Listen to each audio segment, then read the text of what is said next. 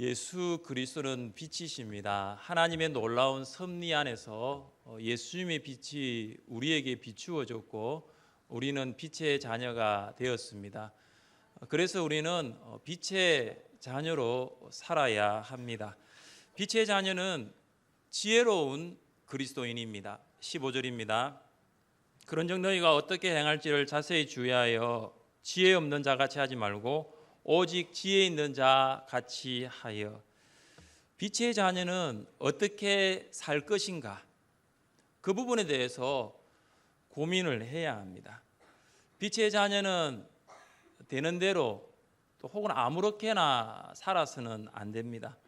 빛의 자녀는 지혜 없는 자 같이 하지 말고 지혜 있는 자 같이 해야 합니다. 왜냐하면 빛의 자녀는 지혜가 있는 자녀이지만 어둠의 자녀는 지혜가 없는 자녀이기 때문입니다. 우리가 어둠의 자녀였을 때 우리는 공중의 권세 잡은 자 사단의 지배 아래서 육체의 욕심 그리고 세상의 방식을 따라 살아왔습니다. 그러나 우리가 빛의 자녀가 된 이후로는 우리는 더 이상 그 어둠의 방식, 세상의 방법대로 살아가지 않습니다. 그래서 우리는 범사에 되는 대로 말하지 않고 되는 대로 행동하지 않아야 합니다. 우리가 무엇을 말하고 또 무엇을 행동해야 될지 세심하게 살펴보아야 합니다. 빛의 자녀는 지혜로운 그리스도인입니다. 우리는 지혜로운 그리스도인으로서 어떻게 살아야 할까요? 첫째, 지혜로운 그리스도인은 시간을 아낍니다. 16절입니다. 세월을 아끼라 때가 악하니라. 지혜로운 그리스도인은 세월을 아낍니다. 세월을 아끼라는 시간을 속량하라라는 말입니다. 이 속량이라는 것은 노예나 또 옥중의 수감자들을 해방시킨다는 말입니다. 그런데 이 속량하기 위해서는 반드시 대가가 지불되어야 합니다. 이 대가가 없이는 속량이 없습니다. 시간은 대가를 지불하고 사야 할 정도로 가치가 있는 것입니다. 매일 아침 여러분은 86,400원을 입금해 주는 은행이 있다는 거 들어보신 적 있습니까? 그 은행에서 오늘 여러분 계좌로 86,400원이 입금되었습니다. 확인해 보세요. 집에 돌아가시면. 자, 그 계좌는 당일이 지나면 잔액은 0 남아있지 않습니다. 매일 저녁 여러분이 그 계좌에서 쓰지 못하고 남은 잔액은 그냥 지워져 버립니다. 그렇다면 여러분 어떻게 하시겠습니까? 어떻게 하든지 간에 그 돈을 인출할 것입니다. 시간은 매일 우리에게 86,400원을 입금해 주는 은행과 같습니다.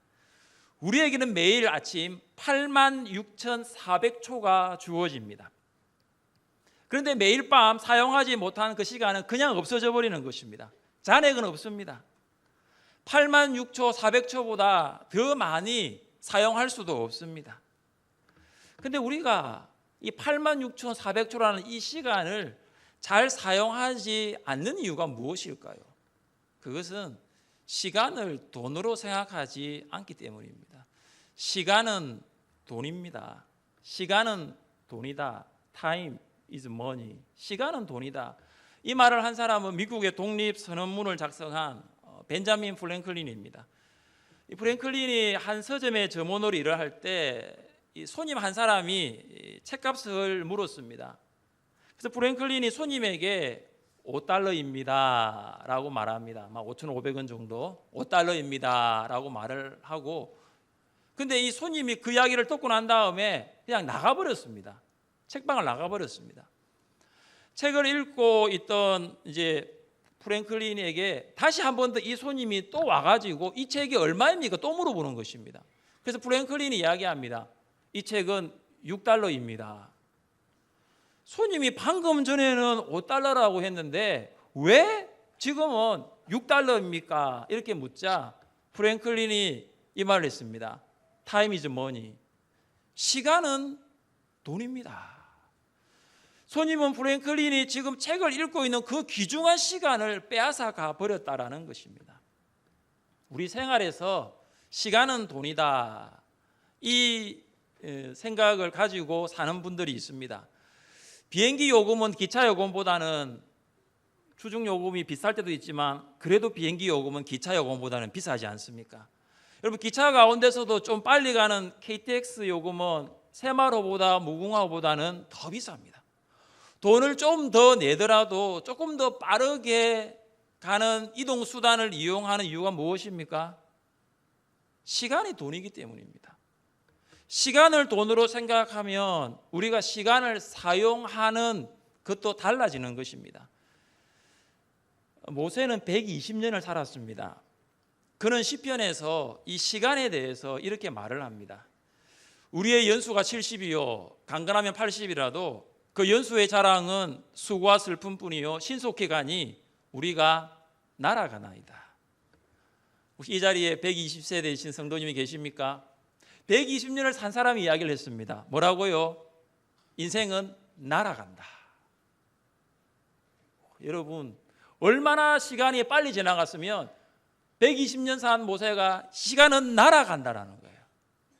그런 것 같아요. 우리의 지난 시간을 한번 생각해 보십시다. 2017년도를 시작한 것이 진짜 얼마 안 된 것 같은데 오늘 7월 마지막 주일입니다. 7개월이 지나가고 있습니다. 날아가는 것 같습니까? 참 빨리 가지요. 우리는 7개월 동안 무슨 일을 하였으며 어떻게 시간을 보냈습니까? 혹시 지난 일주일을 살면서 참 아쉬웠다, 시간을 잘 사용하지 못하여 참 아쉬웠다 생각을 하신 적이 있습니까? 하루 24시간, 일주일 168시간 모두에게 똑같이 주어지지만 그 시간을 잘 사용하는 사람이 있는가 하면 그 시간을 잘 사용하지 못하는 사람이 있습니다. 우리가 헛되이 보낸 오늘은 어제 죽은 이가 그토록 원했던 내일이다. 들어보셨습니까? 이 말처럼 우리는 시간의 소중함을 느끼며 살아가고 있습니까? 시간은 지나가면 어떤 대가를 치르더라도 살 수가 없습니다. 지난 시간 후회해도 그때는 이미 늦은 다음입니다. 세월을 아끼라는 모든 기회를 잡으라라는 말입니다. 이 세월이라는 이 헬라어 단어가 카이로스입니다. 세월은 다른 말로 기회를 말합니다. 카이로스는 기회입니다. 여러분, 카이로스는 낮이 지나면 밤이 되고 여름이 지나면 가을이 되는 이런 시간이 아닙니다. 카이로스는 놓치면은 다시 붙잡을 수 없는 기회입니다. 한 번 지나가 버리면 다시는 돌아올 수 없는 시간, 그게 카이로스입니다. 그래서 카이로스는 특정한 시간이라고 말합니다. 카이로스는 때가 찬 시간입니다. 하나님은 때가 참에 예수 그리스도를 우리를 구원하기 위하여 이 세상 가운데 보내셨습니다. 우리가 선을 행하지만 낙심하지 않는 이유가 무엇입니까? 우리가 선을 행하지만 포기하지 않아야 할 이유가 무엇입니까? 때가 되면, 때가 이르면, 때가 차면 하나님께서 거두게 하신다라는 그 진리를 믿기 때문입니다. 카이로스는 하나님과의 관계에 있어서 의미 있는 시간입니다. 구원의 기쁨을 누리고 또 자신이 하나님 앞에서의 존재감을 발견하고 자신의 의미를 발견하는 그 시간, 그게 카이로스입니다. 시간은 지금도 흘러가고 있습니다. 지금도 예배를 드리면서 시간은 흘러가고 있습니다. 그러나 이 시간 가운데 내가 하나님을 만나는 시간, 이 시간 가운데 나라는 존재가 하나님 앞에서 무엇인가를 깨닫는 그 시간은 기회의 시간이 되는 것입니다. 성경의 사람들은 카이로스의 시간을 살았습니다. 아브라함, 모세, 다윗은 특정한 시간, 기회, 카이로스를 붙들었습니다. 그들은 흘러가는 시간 안에서 하나님을 만나는 의미 있는 사람이었습니다. 우상을 만드는 아버지 아래에서 무의미한 인생을 살았던 아브라함, 그는 75세에 하나님의 부르심을 받아 가나안 땅으로 발걸음을 옮겼습니다.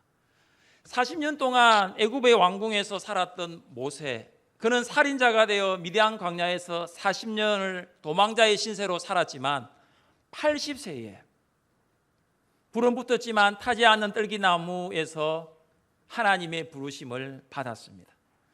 다윗은 베들레헴에서 목동으로 살아가는 인생이었지만 골리앗과의 전투에서 만군의 여호와의 이름을 선포하며 하나님의 살아계심을 경험했습니다.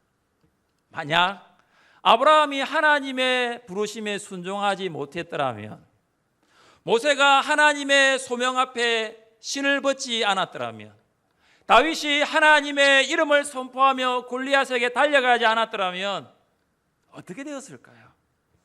카이로스, 기회, 인생에 따라 한 번일 수 있습니다. 영원히 돌아오지 않는 시간일 수 있습니다. 카이로스는 우리에게 어떤 일을 할 수 있는 기회를 제공합니다. 그런 의미에서 각 연령대에 우리가 반드시 해야 할 일이 있습니다. 오늘 예배드리는 분 중에 30, 40대 계십니까? 그러면 30, 40대에 반드시 해야 할 일이 있어요. 우리 청년들 있으면 30대에는 꼭 가정을 이루시기를 바랍니다. 40은 좀 늦습니다. 40은 늦어요. 그래서 가정을 이루는 때도 30대야 돼. 늦어도 30대. 여러분 40대, 50대, 60대, 70대 우리 작년 우리 이렇게 성도님들은 그 때가 다 있습니다. 3040, 5060 혹은 70대, 80대 해야 할 일들이 있는 것입니다. 은퇴하고 나면 일을 할 수 있는 기회가 주어지지 않을 수도 있기 때문입니다. 신앙생활에서도 마찬가지입니다. 하나님의 말씀을 배우고 확신할 수 있는 기회가 항상 있는 것은 아닙니다.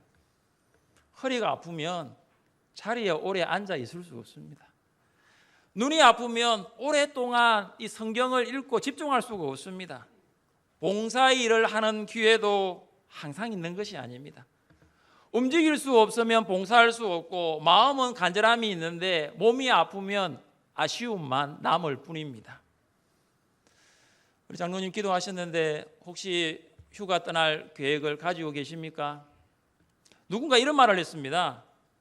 여행은 가슴 떨릴 때 가는 거지 다리 떨릴 때는 갈 수 없습니다. 네. 여행이 그렇잖아요. 여행이 이제 다리가 떨리고 있는데 여행 못 갑니다, 여러분. 여행은 가슴 떨릴 때 가는 거예요. 부디 다리 떨리기 전에 다녀오시기를 바랍니다. 그래서 여행도 뭐죠? 때가 있다라는 거예요. 여행도 기회가 있다라는 거예요. 그래서 모든 것은 여러분 기회가 있고 때가 있는 것입니다. 제가 외국에서 7년 동안 공부하는 그 시간 하나님이 저에게 주신 기회였습니다. 그래서 그 기회 동안 후회 없이 공부하자. 그래서 하루에 10시간 공부했습니다. 바지가 구멍이 날 정도였습니다. 왜냐? 그 기회가 돌아오지 않을 수 있다는 거예요. 늘 도서관에 공부하니까 미국 친구가 묻습니다. 너는 집에는 가냐고. 도서관 문 열자마자 들어오고 입실하죠. 이제 문 닫을 때 그 12시 돼서 이제 퇴실하죠. 이러니까 너는 집에는 가냐고. 집에 좀 가라는 거예요. 왜냐하면 그 기회는 지나갈 수 있기 때문이에요. 앞으로 그 기회가 오지 않을 수 있기 때문이에요. 지혜로운 성도는 기회를 붙잡아야 합니다. 바울은 무엇을 말했습니까? 우리는 기회 있는 대로 모든 이에게 착한 일을 하되 더욱 믿음의 가정들에게 할지니라. 기회 있는 대로 무엇을 하라고요? 착한 일을 하라는 거예요. 누구를 위해서요? 믿음의 가정들을 위해서. 그럼 바울은 믿음의 가정들을 대상으로 착한 일을 할 것을 말씀합니다. 물론 신자가 불신자도 도와야 되지만 신자가 신자를 돕지 아니하면 사실은 도움을 받을 수가 없어요. 여러분의 주변, 여러분의 목장 한번 돌아보세요. 지금은 내가 물질이 없어 도와줄 수 없다고 하지만 나중에는 물질이 있어도 시간이 없어서 도와줄 수 없는 날도 올 수가 있습니다. 세월을 아끼라라는 것은 시간을 지배하라입니다. 주인이 하인을 부리는 것처럼 우리 또한 시간을 다스려야 합니다. 우리는 시간에 끌려가는 것이 아니라 시간을 주도하는 삶을 살아야 합니다. 우리는 뒤에서 시간을 쫓아가는 사람이 되는 것이 아니라 시간 앞서가서 시간을 기다리는 사람이 되어야 합니다. 오전 9시가 되었습니다. 이제 수련회를 출발하려고 모여 있는데 어떤 분은 8시 50분에 와가지고 시간이 왜 이렇게 안 가지? 빨리 9시가 와야 되는데 기다리는 사람이 있는가 하면 어떤 분은 거의 9시 다 돼가지고 쫓아옵니다. 시간아 좀 제발 멈추어 달라고. 어떤 사람은 시간을 지배하는 사람이 있고 어떤 사람은 시간이 끌려다니는 사람이 있다는 것이죠. 여러분 어느 쪽입니까? 어떤 사람이 여러분의 돈을 만약 빼앗아 간다면 여러분 굉장히 기분 나빠하실 거예요. 근데 돈은 또 벌 수 있습니다. 어떤 사람이 여러분의 직장과 집을 만약에 뺏어 간다면 여러분 굉장히 곤란할 것입니다. 그래도 직장도 구할 수 있고 집도 살 수 있습니다. 하지만 여러분의 시간을 빼앗아 간다면, 여러분의 시간을 낭비하게 한다면 그 시간 다시는 얻을 수가 없습니다. 시간은 지나가면 결코 돌이킬 수가 없습니다. 지혜로운 그리스도인은 시간을 잘 활용하고 기회를 잘 사용하고 시간을 지배하는 그리스도인인 줄 믿습니다. 여러분 시간을 잘 활용하세요. 지나가면 돌아오지 않은 것이 시간입니다. 하나님이 주신 그 기회를 붙잡으세요. 지금 내가 하나님이 주신 직분 맡아 봉사할 때, 지금 건강해서 섬길 때, 지금 하나님 주신 재능과 물질이 있어서 봉사할 때 여러분 마음껏 하세요. 그 지나갈 날이 온다라는 것입니다. 둘째, 지혜로운 그리스도인은 하나님의 뜻을 이해합니다. 17절입니다. 그러므로 어리석은 자가 되지 말고 오직 주의 뜻이 무엇인가 이해하라. 바울은 어리석은 자가 되지 말고 지각 있는 자가 되라고 권면합니다. 바울은 이해 없는 자가 되지 말고 이해하는 자가 되라고 말씀합니다. 우리가 어떤 것을 이해하기 위해서는 마음을 집중해야 하고 그때 그것이 파악이 됩니다. 여러분 핸드폰을 만약에 바꿀 때에 새로운 핸드폰이 나와서 새로운 기종으로 바꿀 때에 그 핸드폰 하나 사용하는 방법 알기 위해서도 여러분 마음을 모아야 됩니다. 잘 읽고 설명을 잘 듣고 집중할 때 그 기계 하나도 파악할 수 있는 거예요. 가만히 있고 아무런 노력이 없이는 이해할 수 없습니다. 우리가 마음을 집중하고 노력해야 할 일들이 참 많습니다. 그러나 그 많은 일들 가운데 정말로 우리가 마음을 집중하고 노력해야 될 것이 무엇입니까? 성경은 말합니다. 주의 뜻을 이해하라. 주의 뜻은 하나님의 뜻입니다. 하나님의 뜻에 마음을 집중하고 파악하고 노력하는 성도가 지혜로운 그리스도인입니다. 여러분 하나님의 뜻이 무엇일까요? 성도들과 이렇게 대화를 하다 보면 어떤 분은 그게 하나님의 뜻입니다 이렇게 결론 지어버립니다. 그래서 상담을 하다가 보면 그건 하나님의 뜻이 아니에요. 그래서 대화의 마무리, 상담의 결론이 그냥 하나님의 뜻이 되어버리는 것입니다. 여러분 정말 하나님의 뜻이 무엇일까요? 여러분 아십니까? 하나님의 뜻은 거룩함입니다. 하나님의 뜻은 이것이니 너희의 거룩함이라. 하나님은 우리가 거룩하기를 원하십니다. 믿으십니까? 거룩함, 거룩해지는 것, 성화되어 가는 것입니다. 우리는 신앙생활을 통하여 예수 그리스도를 닮아갑니다. 여러분 그러기 위해서는 삶의 모든 영역에서 우리의 기준이 아니라 하나님의 기준으로 살아야 합니다. 우리의 삶의 태도가 우리의 기준이 아니라 하나님의 기준에 맞추어질 때 예수 그리스도를 닮아가는 거룩을 이루올 수가 있습니다. 그런데 여러분 예수님을 나의 주 나의 하나님으로 영접하였지만 여전히 내가 나의 기준에 내 삶을 맞춘다면, 세상의 기준에 내 삶을 맞춘다면 그것은 예수님을 닮아가는 거룩함을 이룰 수가 없습니다. 또한 하나님의 뜻은 무엇입니까? 하나님의 뜻은 영혼 구원입니다. 하나님은 모든 사람이 구원을 받으며 진리를 아는 데에 이르기를 원하시느니라. 하나님은 모든 사람이 구원받기를 원하십니다. 그런데 여기 모든 사람은 모두가 구원받는 의미는 아닙니다. 구원은 모든 사람에게 열려 있지만 하나님의 초청에 예라고 응답하는 사람에게만 구원은 선물로 주어집니다. 복음을 전할 때마다 느끼는 것이 이것입니다. 예라고 하나님의 초청장을 받는 사람보다 아니요라고 하나님의 초청장을 거부하고 복음을 받아들이지 않는 사람이 참 많다라는 것입니다. 그러나 우리는 누가 하나님의 초청에 예라고 응답할 사람인지 누가 아니요라고 응답할 사람인지 알 수가 없습니다. 사람이 예 혹은 아니요라고 응답하는 것도 하나님의 주권에 달려있기 때문입니다. 그래서 우리는 만나는 사람에게 복음을 전하는 것입니다. 때를 얻든지 못 얻든지 시간이 있든지 없든지 환경이 허락하든지 허락하지 않든지 복음을 전하는 것입니다. 또한 하나님의 뜻은 무엇입니까? 하나님의 뜻은 예배입니다. 우리 같이 한번 말씀을 읽어보겠습니다.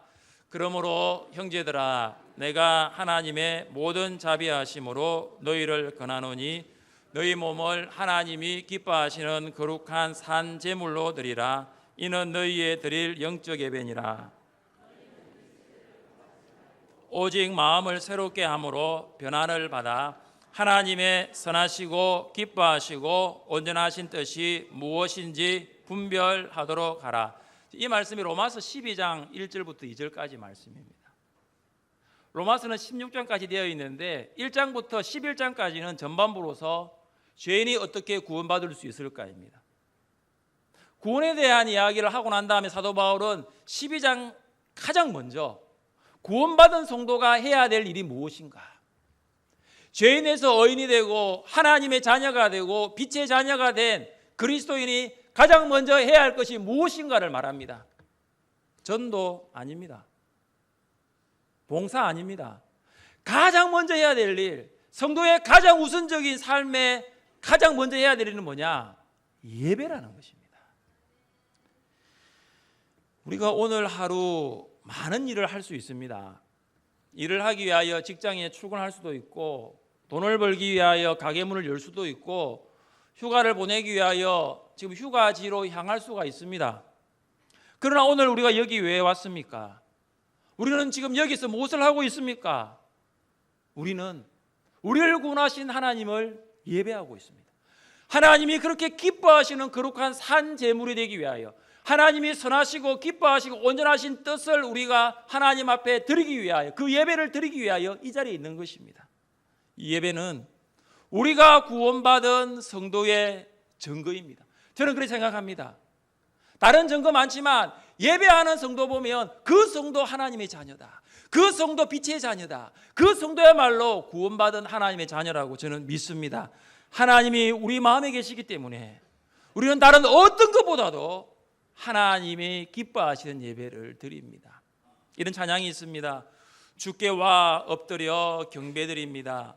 주 계신 곳엔 기쁨 가득 무엇과도 누구와도 바꿀 수 없네. 예배드림이 기쁨됩니다. 같이 한번 찬양하겠습니다.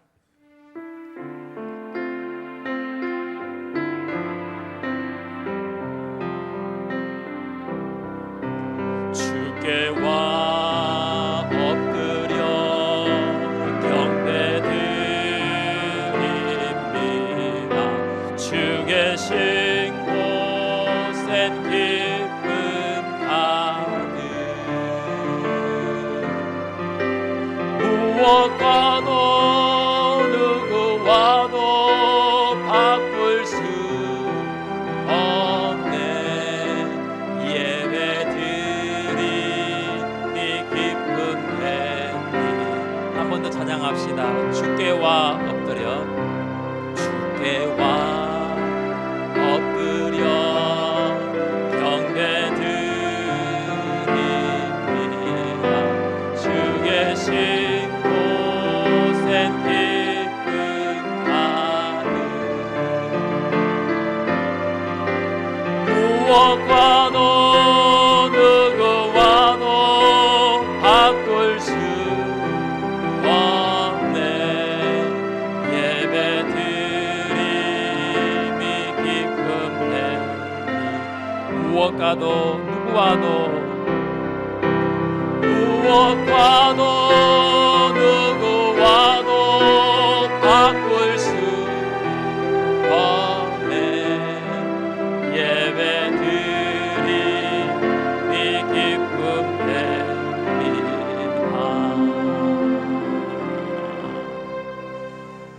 하나님의 뜻은 다른 말로 하나님의 목적입니다. 우리는 우리를 향한 하나님의 목적을 이해하기 위해서 우리의 마음을 집중하고 그리고 하나님의 목적이 무엇인지 알아야 합니다. 인생을 향한 하나님의 목적을 발견하지 못한 인생은 어리석게 살아갑니다. 시간 낭비해 버립니다. 그냥 헛성 세월 보냅니다. 주어진 시간, 그 주어진 기회, 그걸 붙들 수가 없습니다. 여러분은 하나님의 목적을 발견했습니까? 우리는 가끔씩 이 목적과 목표라는 두 단어를 혼동할 때가 있습니다. 여러분, 목적은 뭐냐 하면은 궁극적으로 도달하고자 하는 방향을 말합니다. 그리고 목표는 뭐냐 하면은 그 목적을 이루기 위해서 구체적으로 해야 할 일들을 말합니다. 여러분, 일이 목표고 방향이 목적입니다. 그래서 목적은 이 목표를 포함하고 있습니다. 그리고 목적은 이 목표를 통해서 또한 이루어집니다. 어느 날 아침 남쪽 밭을 갈러 간다. 남쪽 밭을 갈러 간다라고 아내에게 말했던 한 농부의 이야기를 들어보신 적이 있습니까? 이 농부가 남쪽에 밭이 있었습니다. 그래서 밭을 갈러 간다는 그 목적을 세웠습니다. 트랙터에 기름을 넣기 위하여 주유소로 출발했습니다. 근데 가는 도중에 보니까 기름이 떨어졌습니다. 그래서 기름을 넣기 위해 주유소에 갔습니다. 주유소에 가는 길에 그는 돼지에게 밥을 주지 않았다라는 것을 생각했습니다.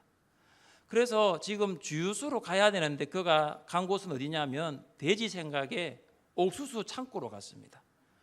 옥수수 창고에 가보니까 돼지 먹이 자루가 있는 거예요. 그 자루를 볼 때 또 무엇을 봤냐면 창고에 있는 감자가 싹이 나고 있다는 것을 보았습니다. 그래서 갑자기 그 감자를 가지고 어디로 가냐면 감자 구덩이를 향해 갔습니다. 감자 구덩이를 향해 가다가 보니까 장작이 쌓여져 있는 거예요. 얼마 전에 아내가 이 장작을 좀 가져오라고 했는데 이 장작이 생각이 난 겁니다. 장작을 이제 이렇게 가지고 가려고 이렇게 장작을 모으고 있는데 갑자기 닭이 몇 마리가 지나가는 것입니다. 보니까 닭이 비실비실 거리는 겁니다. 병든 닭입니다. 아이고, 저 닭이 저렇게 되면 안 되는데 그래서 장작을 땅에 놓고 그 닭을 쫓아갔습니다. 그래 보니까 하루가 다 지나간 거예요. 지금 이제 아침에 나 남쪽에 밭 갈러 간다 아내에게 말을 했는데 그냥 그 트랙터는 그냥 밭에 세워져 있고 아무거 한 일이 전혀 없는 것입니다. 제가 무슨 말하고 있습니까? 여러분, 왜 농부가 밭을 갈지 못하고 그냥 여러분 있습니까? 그것은 이 농부가 아침에 세웠던 그 목적, 그걸 상실했기 때문입니다. 만약에 농부가 남쪽 밭을 갈러 간다는 그 목적, 그걸 붙들었다면 물론 기름이 없어서 주유소에 가서 있지만 여러분 돼지 밥을 안 줬다는 거 생각이 나도 그냥 좀 넘어갈 수 있습니다. 뭐 그 돼지가 뭐 하루 안 먹는다고 지금까지 잘 살아왔는데 뭐 죽겠습니까? 그냥 넘어갈 수 있고 뭐 그 정급하면 아내에게 좀 부탁도 할 수 있습니다. 아내에게 돼지 밥 좀 주라고. 근데 농부는 지금 그가 세운 목적하고 상관이 없는 다른 일에 신경을 쓰느라 시간을 허비해 버린 것입니다. 그럼 목적이 상실되면 사람은 상황에 따라 움직일 수밖에 없습니다. 일의 우선순위가 뒤바뀌어져 버립니다. 사람이 허겁지겁하게 됩니다. 그래서 목적의 상실은 시간을 굉장히 비효율적으로 사용하게 됩니다. 예수님은 목적을 가지고 이 땅에 오셨습니다. 그리고 그 목적에 따라서 예수님은 시간을 쓰셨습니다. 예수님께서 이 땅에 오신 목적, 예수님의 목적이 무엇입니까? 인자가 온 것은 섬김을 받으려 함이 아니라 도리어 섬기려 하고 자기 목숨을 많은 사람의 대속물로 주려 함이니라. 구속을 위한 섬김, 대속을 위한 죽음, 이것이 바로 예수님이 이 땅에 오신 목적이었습니다. 그런데 예수님은 이 목적을 이루기 위하여 구체적으로 세 가지 일을 하셨습니다.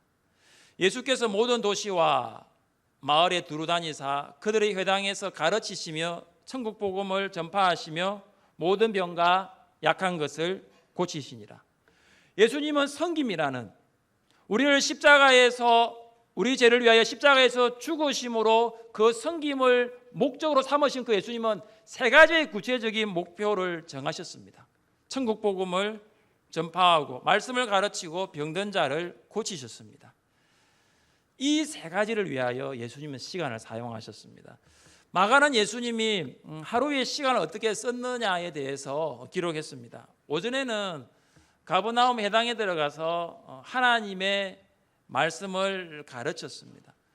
오후에는 베드로의 장모가 열병으로 누워있다는 소식을 듣고 가서 고치셨습니다. 오전 오후를 이렇게 보낸 거예요. 저녁에는 예수님이 가버나움에 있다는 소문을 듣고 많은 병자들이 와가지고 고쳐달라고 하기에 예수님이 모든 병자의 병을 고쳐주셨습니다. 나아가 예수님은 갈릴리, 가버나움, 예루살렘, 베다니, 여리고, 사마리아, 심지어 가장 북쪽에 있는 두루와 시돈에 가셔서 하나님 말씀을 가르치고 천국 복음을 전파하시고 병든 자를 고치셨습니다. 예수님이 얼마나 이 사역을 바쁘게 하셨냐면 식사할 시간도 없으셨다는 것 아십니까? 하나님이 주신 그 목적을 이루기 위하여 최선을 다하셨습니다. 3년이라는 시간, 그 공생애를 마쳤을 때에 예수님께서 십자가 위에서 하신 말씀, 다 이루었도다. 다 이루었도다. 예수님은 3년이라는 그 짧은 시간이지만 성부 하나님께서 예수님께서 주신 그 목적, 그것을 다 성취하셨습니다. 사도 바울은 부활하신 예수님을 만나고 난 다음에 하나님의 목적을 발견하게 되었고 그의 시간을 어떻게 사용했습니까? 내가 이미 얻었다 함도 아니요 온전히 이루었다 함도 아니라 오직 내가 그리스도 예수께 잡힌 바 된 그것을 잡으려고 달려가노라. 예수님께 잡힌 바 된 그것, 이게 사도 바울의 목적이었습니다. 그것을 위하여 바울은 내가 달려가겠다라고 고백하고 있는 것입니다. 여러분은 하나님의 목적을 발견했습니까? 여러분 각 연령대에 맞는 인생의 목표를 세우셨습니까? 그리고 그 연령대에 맞게 2017년도 올 한 해에는 내가 무엇을 이루어 가야겠다. 그 하나님께서 나를 향한 그 목적 가운데 어느 것을 성취해야 되겠다 고민하고 계십니까? 지혜로운 그리스도인은 하나님이 주신 목적을 이루기 위하여 시간을 잘 사용합니다. 지혜로운 그리스도인은 하나님의 목적을 위하여 기회를 놓치지 않습니다. 주어진 시간을 하나님의 목적을 위하여 사용하는 여러분 되시기를 주님의 이름으로 축복합니다. 함께 우리 찬양팀 나오셔서